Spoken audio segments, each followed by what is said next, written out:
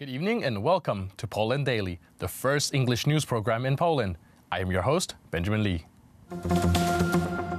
Under the slogan, I am for life, the streets of Warsaw were marked by the 13th annual March for the Holiness of Life Today. As of every year, the participants took to the streets with the purpose to defend the right to life of every human being, emphasizing the unborn. The Archdiocese of Warsaw and the Diocese of Warsaw-Praga, who organized the march, also announced that the march will be accompanied by the advocacy for adoptions as the preferred alternative over terminating the life of the unborn child. I believe that every single life, from natural conception till old age, the born and the unborn, the disabled and the elderly, have the right to life. That's why I came here, to voice the belief that every life is sacred, every single one, even the weak and disabled. We want to show that life is the most important value. We want to show that the fact that we have children and want to have children is a great pleasure to us. I want to give a testimony that a multi-child family is a wonderful thing and that every life needs to be protected. It is important to go to the march in order to show others that every life is equal and we must cherish each life and enjoy life itself. In some countries, people choose to avoid thinking about it. However, in Poland, the importance of life is still crucial, and I fear that it may ever change. The colourful parade through the streets of Warsaw was attended by members of Catholic associations and fellowships, but mostly by families with children. We wanted to certify how important human life is, how big of a miracle it is.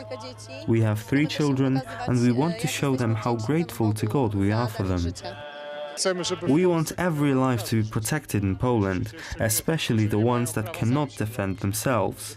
I believe that the state should provide special care for the ones that cannot protect themselves. The life comes from God. We don't have the right to take anyone's life. The Bishop of the Diocese of Warsaw-Praga, Romuald Kamiński, argues that the human life is God's greatest gift.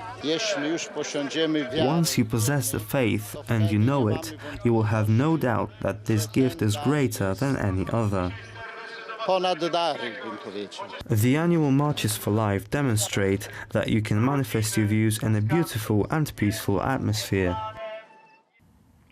The leader of the ruling party, Jarosław Kaczyński, has decided that the government ministers who have received controversial financial bonuses will have to give them away to the Catholic charity organization Caritas Polska. Today, the organization announced that it has received the first transactions.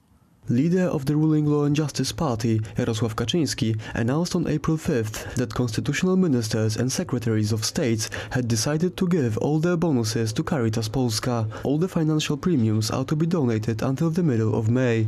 The Caritas Polska Foundation has confirmed on Twitter that it has received donations from the ministers. The Catholic charity later added that they will use the money in their Backpack Full of Smiles and Wings programs. From East Coast to West Coast, Canada to Florida, Polish-American gathered this weekend at the National Shrine of Our Lady of Częstochowa in Doylestown, Pennsylvania. They are a part of the 5th Polish-American Conference titled Polonia Semper Fidelis, Building Great Patriotic Front. Today's celebration indicates that the Polish-American community marked this day as a new phase of its activities. The 2-day conference was organized by a special committee consisting of members of Katyn massacre and Smolensk disaster committees, along with Polish weekly clubs in the United States and a new American Polonia organization named Coalition of Polish Americans. These programs include lectures about 100 years of Poland's independence, the Smolensk Disaster Investigating Commission, and the current political situation in Poland.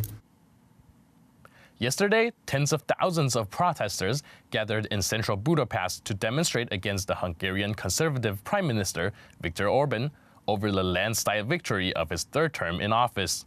The protesters claim that it was an unfair election and demand a recount of ballots, less restrictions on media, and a new election law. They also claim that Orban won the election after a hate campaign against the immigrants.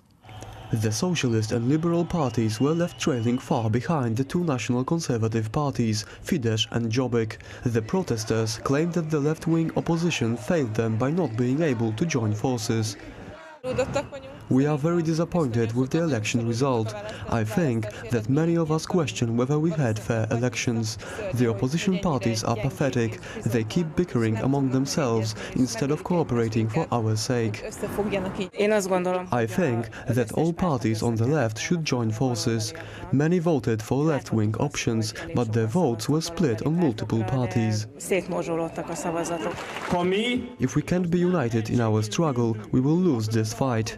We don't want someone to rule our country for another 150 years. We don't want another era of living under pressure by our eastern neighbors. It appears that liberals in Hungary are having as hard of a time accepting electoral defeat as their counterpart in the US. Their demand for a recount of ballots, however, is highly unlikely to pass. Everything points to Viktor Orbán remaining the Prime Minister of Hungary until the next election in 2022. That's it for today. See you next time on Poland Daily.